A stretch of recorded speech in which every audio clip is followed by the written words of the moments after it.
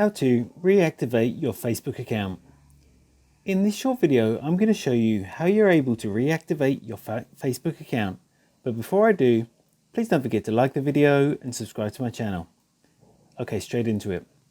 So Facebook gives you the option of being able to deactivate your account.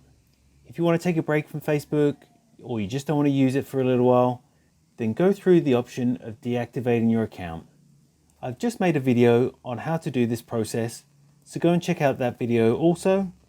And I'm now going to show you, once you've decided that you don't want to have your account deactivated anymore, you want to reactivate your account, I'm going to show you how to do that now.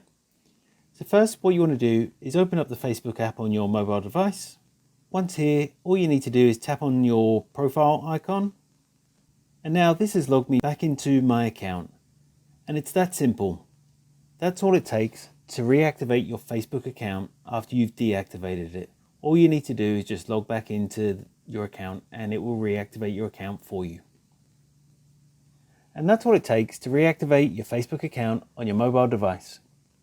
If you found this video helpful, I'd love it if you liked the video and subscribe to my channel. Thanks for watching.